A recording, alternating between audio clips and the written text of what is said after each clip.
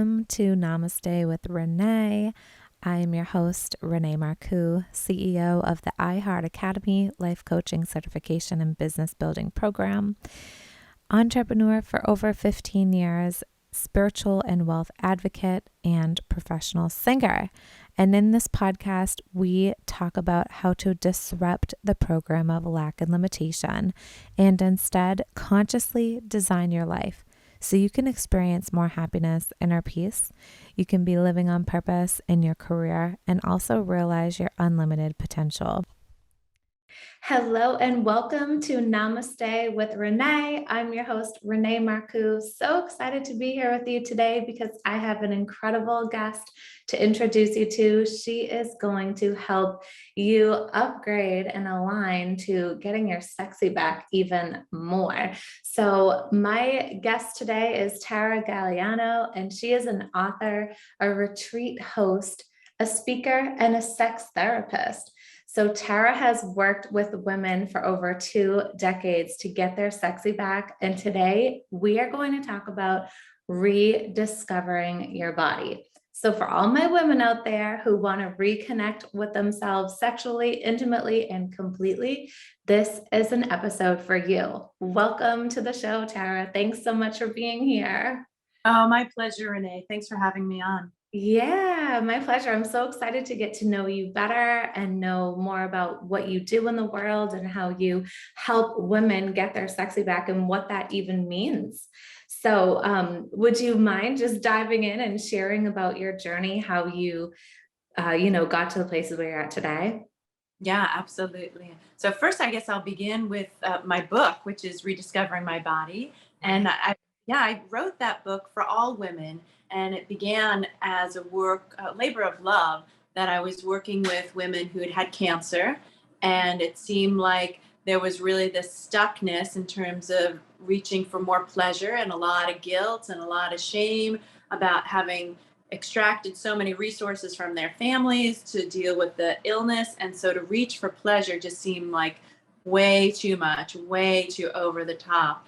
And yet they wanted to experience more pleasure after cancer and have an intimate relationship with their partners or find an intimate partner. And so I developed the process called Rediscovering My Body, which is in my book. And my book is I would say it's a work of art because it was, again, formed from this labor of love that is beautiful. So the text is simple and there's illustrations, and it's really this guidebook for women to begin to dig deeper into themselves and begin to catalog, if you will, or take inventory of who they are. So this way they can experience more pleasure in their bodies because they know themselves so deeply. And that work began with women who had had cancer. And then all women began to say, hey, I want that too. And Yes, definitely. discuss things. Yeah. And then I created this book for all women. Oh, that is incredible. So it's the same book that for both, right? For women who have experienced Mhm. cancer in their life and then for all women. That is incredible. And I saw that you gave me a little visual of the book. Do you mind sharing with everybody who's watching us on the Yeah. Yeah, Yeah. awesome. This is Oh my my book. Yeah, Rediscovering My Body. And I'll just open it up briefly so you can see there was a lot of care for the illustrations and for the text. There's lots of room for people to engage with the book, to journal and write. oh my And goodness. really, this beautiful invitation, my illustrator created these little hearts there. And I just love how thoughtful it is because I want women to have something beautiful that they can invest their time and their energy into and pour themselves into and really understand that this is their treasure and gift to themselves Yeah. to understand themselves more completely. What I find is that there's trauma in the body, there's guilt, there's shame. And so this book helps women dive a little bit deeper into those topics so they can, begin to understand the blockages that have existed for more pleasure for them. Yes, that's amazing. Do you find that when you work with the women that are in your business now and those that have read your book, do you find that there is a lot of stored trauma energy like around the sexual organs and that area of the body and chakras? I do. I mean, and it's not exclusively The second chakra, I find that there's many blockages. There's in the eyes, in the heart, in the throat. I mean, the throat is a really interesting one because it is about expression, and that is often a huge blockage. And so sound, breath, and movement are really the three main tools that I use to help women begin to locate the trauma in their bodies and release it. And sound, breath, and movement are the same three that I invite them to use to reach for more pleasure. Oh, that's amazing. So those are really your pillars to go Mhm. that you base it off of. Wow, I love that.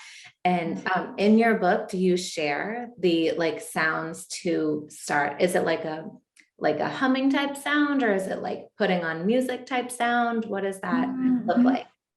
Yes. So in my book, I'm talking more about the ambiance. I'm not actually talking about the practices and techniques because my book is more for a general population. When Okay. women want to work with me and they want to dive a little bit deeper, then we can go into those specific practices. So what I invite women to do is to begin to consider the senses. And so sound is one of the personal ones that I feel like is the expression that needs to emerge from a woman's throat. Mm. And with that sound, and it's not always the humming sound, but it is really the organic sound that comes out when they really feel into their root, when they really feel in depth into their vulva, into their vagina, into their pelvic floor, into their womb space, Mm. and the sound that organically emerges. So before that we can apply techniques and begin another learning process, there needs to be the discovery of what is there.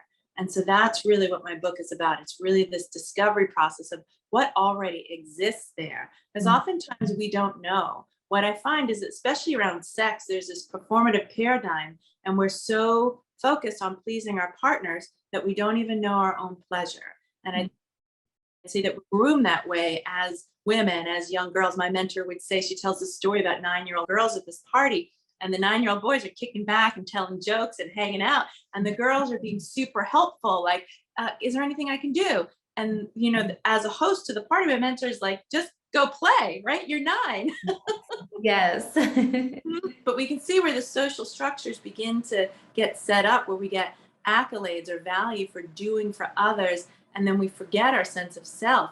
So the opportunity to rediscover my body is to come back to ourself so we can become self-referential and know what's true for us.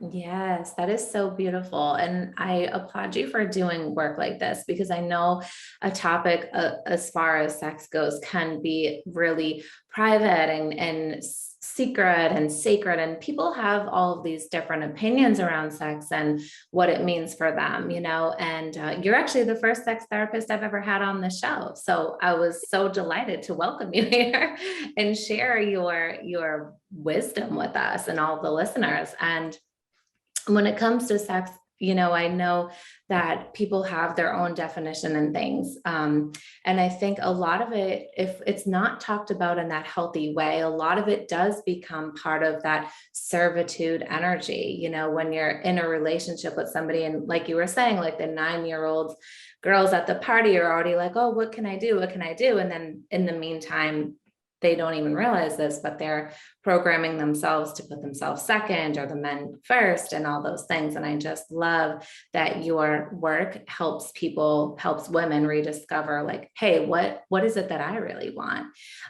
Do you happen to find yourself like really working with women in different age ranges? Do you find that maybe, you know, an older generation versus younger generation is going to be a little bit different in the language?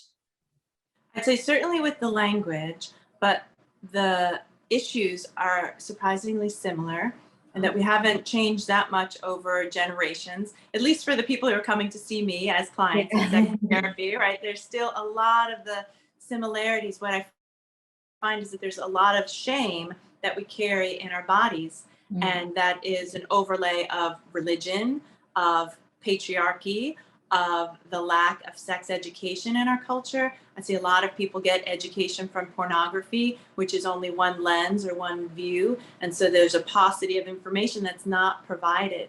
And so it is my strongest desire is to be able to provide healthy, positive sex education that's comprehensive. So this way we can know what's true and also feel into that this is our birthright, because we all came here, right, from an act of sex. We all are a product of that. And so there is some normalization that it is something that we feel sexual, we are sexual beings, and there's nothing wrong with that. There's no shame in that. So it is my sense to begin to normalize it. So really beginning to have the conversations. And when we have words around our experiences, it deepens it in our body.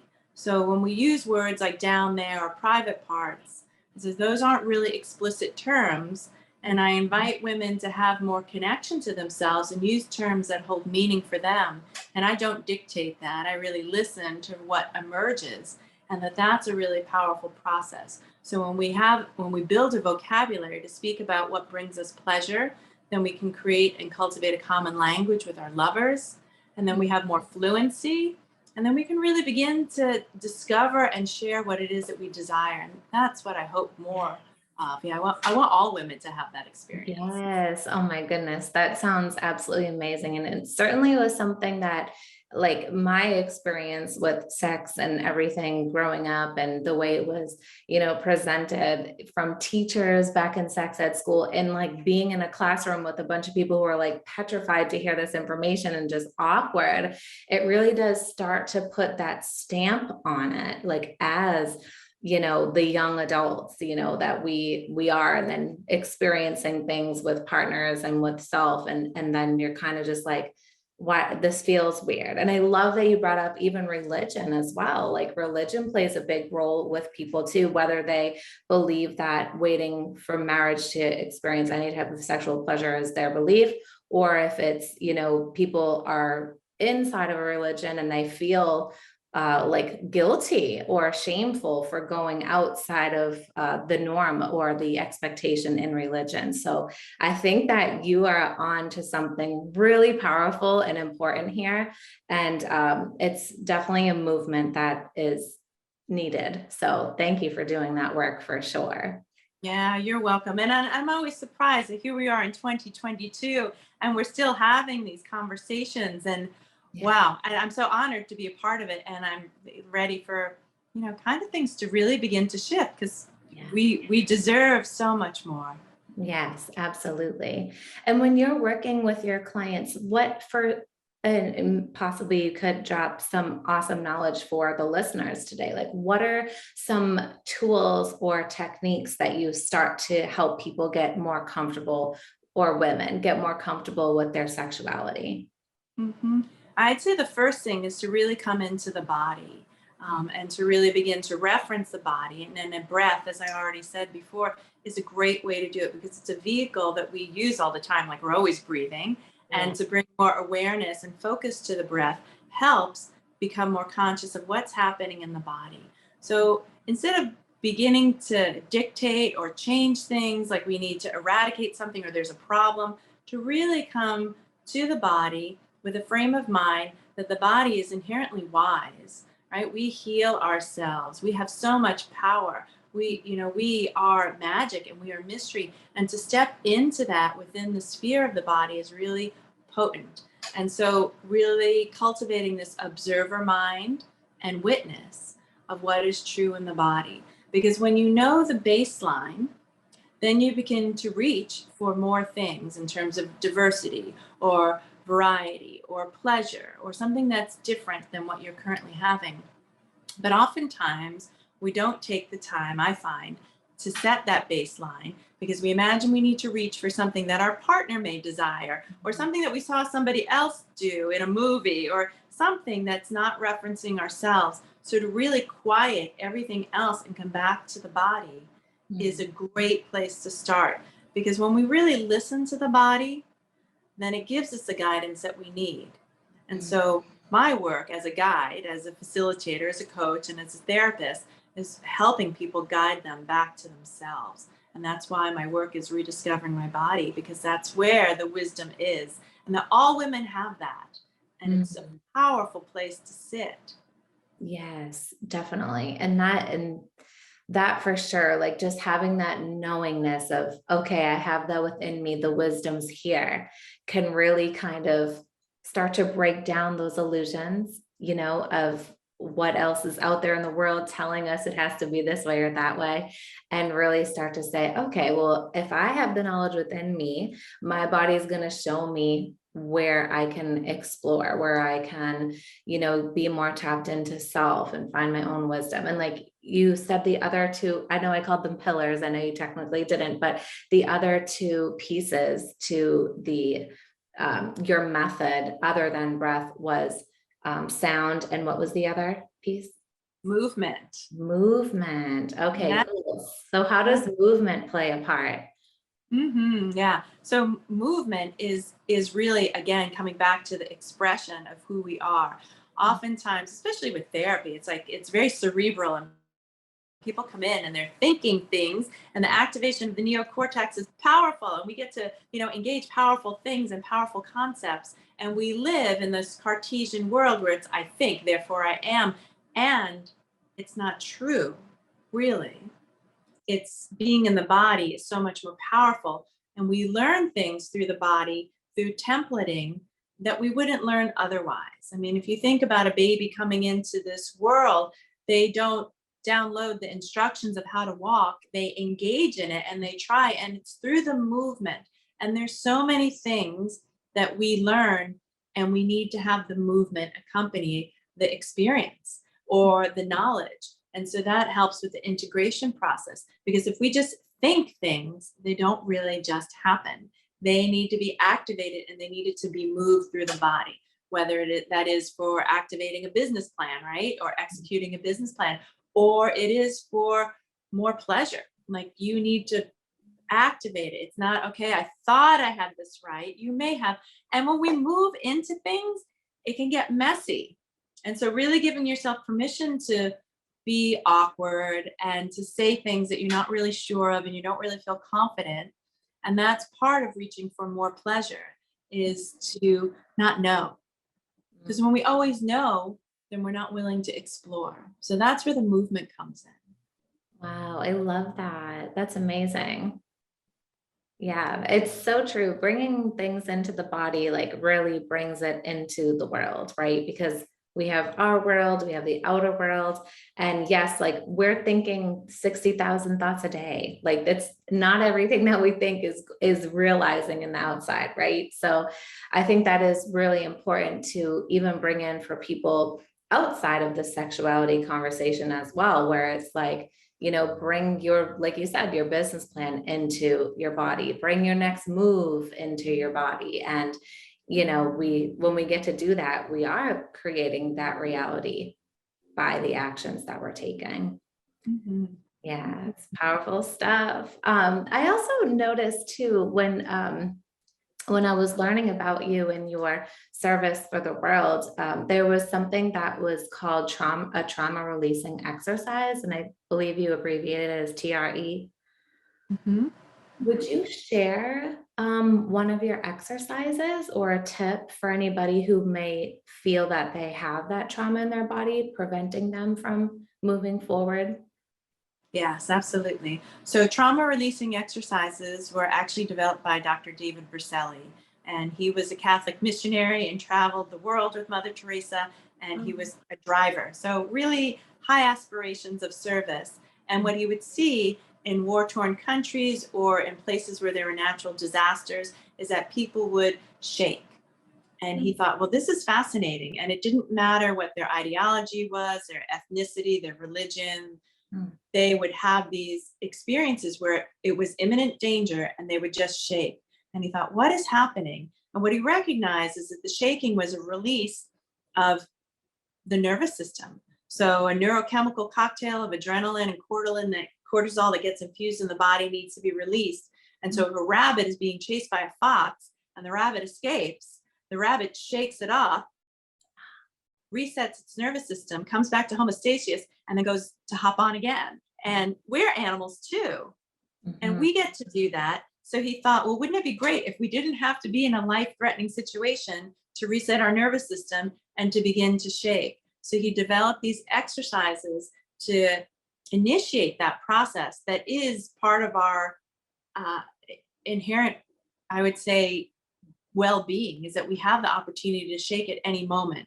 but the exercises help people release into that. So he traveled the world helping people doing this work. And so, yeah, and you'll see if you look at other trauma modalities like, let's see, Peter Levine's work, there is the shaking component to it as well. And so the shaking is the movement, I would say, of the release. So that's really the important piece. And how do you go through the process of shaking? Well, he talks about releasing the, I would say, the voluntary muscles and engaging the involuntary muscles. So this way the shaking can happen. So it's a little bit different from muscular shaking, but it's a shaking that goes not because of your will, you're willing it to shake, but because there's a release in the body. And the shaking happens usually in the pelvic bowl is where it begins for most people. And then it can go to wherever there's tension in the body. And so it is a release. The shaking causes the body to release. And so that's what I can say about that. And it's a powerful modality because we all have trauma or microaggressions or experiences of discord in our relationship Yes. that impact our well-being. Yes, absolutely. I see that a lot with my clients for sure. And movement is a way to help, release that. So are you saying, like, for example, somebody who's listening would just like shake their body, like almost like you're sitting on a washing machine kind of a feeling? It might feel like that. It probably is not going to be so intense. It's more of a subtle movement, but I would recommend if you're interested in the trauma releasing exercises to check out Dr. David Berceli's app. It's called Stress Less TRE. And then he gives you the series of exercises on that app. And then he can walk you through the process so you can experience the shaking. If you are concerned about flooding or like an emotional overload, then I would do it with a practitioner. But I would say by and large, for most people, they can manage it themselves. And that's why I began to teach these, because it is self-regulating and self-regulated. You don't need to have a therapist with you all the time to help you with this process. And I think that's really important because we need many tools in our toolbox, and we need tools that we can use when we need them, and we don't need to go or have it mediated through a therapist or through a coach. I mean, those are good places to get skills, and then we need to be able to utilize them when we need them. Absolutely. I totally stand behind that. I say that all the time with my clients. I said, we're together usually 1 to 2 hours a week. Like, you have many, many hours outside of our sessions. You've got to take what you're gaining here in this container and take it with you and do it outside of our sessions. And that's exactly it. So that's interesting for anybody who's tuning in who wants to learn the TRE exercises, to go to that app so you can start implementing those into your day. And I also love that you said, if you feel that you need the support, like for all the listeners out there, if you feel like you need the support going through the process because it could be heavy, it could be uncomfortable, then would you suggest for them to go to speak with a sex therapist? Yes. Yeah, a sex therapist or somebody who's trained in this modality. I think that it's important to get the support that we need. I know that we're not meant to do this life alone, and that it's really important to have somebody with skills and resources that can support us in our processes. Amazing. I'm with you on that for sure.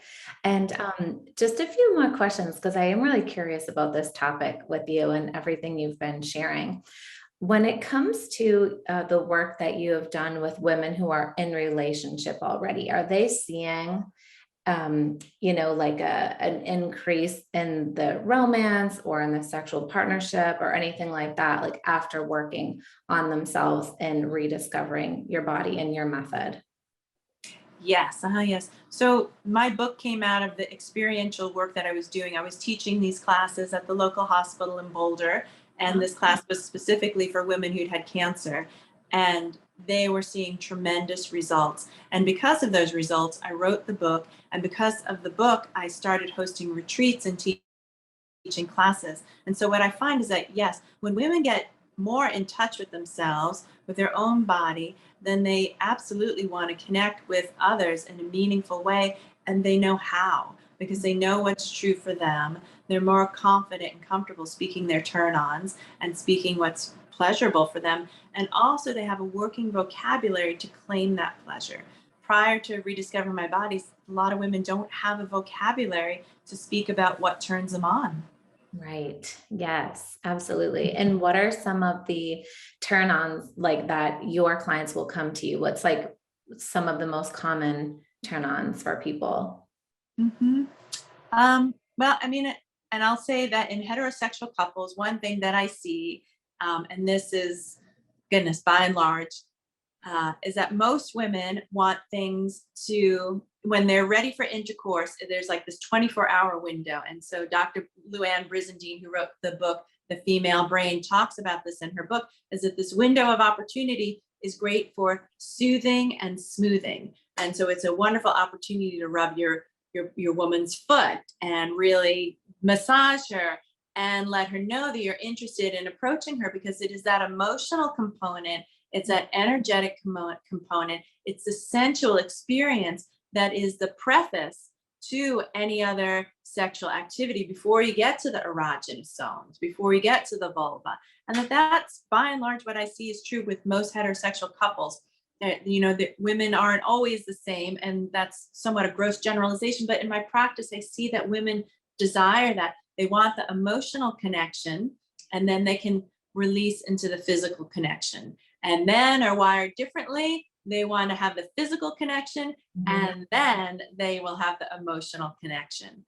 And I mean, it's fascinating, and I do talk about the negative and positive polarities in the body, and that for a man, it's their heart space is a negative polarity, and that it's a very vulnerable space. I mean, you can see this in the physiology of men too. Men walk with their pelvis forward, right? So they're more inclined to reach towards the world in that way, and it's a much more comfortable space. And they're easier to give their penis or lingam to a person than their heart, because it's a vulnerable area. And for women, it's the inverse. And so they're much more inclined to be protective of their vulva and wanting to keep that private. But the heart space, they oftentimes walk around in their heart space and connect with other women, other people, and imagine that that's how other people relate. And it's not true. Right. In heterosexual couples, we have to figure out how to navigate that Yeah. energy. I mean, in homosexual couples, we need to figure out that as well, but it's different. For sure. Yeah. Thank you so much for that insight. I know that so many light bulbs are going off in the listeners' minds right now. And it's really true. Like, of course, I have a lot of female friends and amazing people that I've met throughout my entire journey here. And we talk about that sometimes too, that like, we love to have, our feet touched, or like, actually didn't realize it could be a 24-hour like you had mentioned, method or process, which is amazing. But for sure, like it just helps you just kind of be in more of the receiving mode, and like, oh, we're connecting here. Like this feels soft, this feels light. I can detach from other things and expectations in my workplace, for example, and it really helps you come into the body. Yes. Yeah, because it's important to shut the amygdala off, because when the amygdala, the part of the brain, the reptilian part of the brain is activated, it's like, okay, where are the kids? What are we going to eat for dinner? What about the grocery list? And it's like, okay. And so then we're activating the sympathetic nervous system, and we really want to be more in the parasympathetic nervous system, which is the receptive mode. And so we can do that when we're more aware of what's going on with our body, and that we're like, oh, okay, I need to actually take a bath, or I actually need to have a massage. And then, I can feel the turn on, but I need to relax first. Yes. Oh, that is just absolute gold that you said that. And thank you so much for sharing that. And for anybody who's listening, men and women who, are learning about themselves and their partners, and really what it is to show up in that partnership and really want to give that sexual pleasure to your partner, is just absolutely a gift. And I believe it's a sacred gift. And I admire that aspect of life so very much. And I love that you are doing this work and bringing it to the world.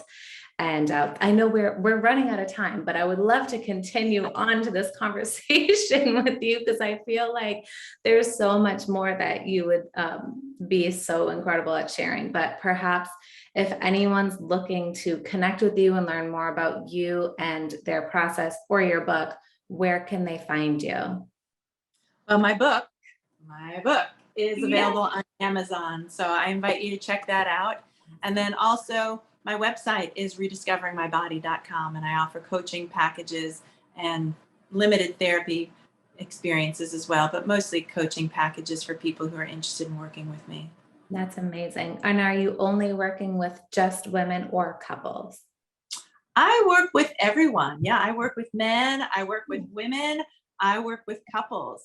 I see primarily women in my Rediscovering My Body program, but I work with a lot of men. I've been doing this work for over 2 decades, and I see everybody of all orientations, of all walks of life. And I love that because it keeps the business rich and me interested for sure. Yes. Oh, that is incredible. I would love to have you back and dive deeper on some juicy, more juicy topics and conversation. So thank you. But for now, everybody, make sure you check out Tara's website and check out her book if you're feeling called and inspired to learn more about rediscovering your body, and really lean into pleasure, because when we lean into pleasure, we also are opening up the waves of more pleasure around us in our careers, in our other relationships, in our relationships with children, in our home, our pets, whatever, right? It's like this beautiful flow that we just get to dive into and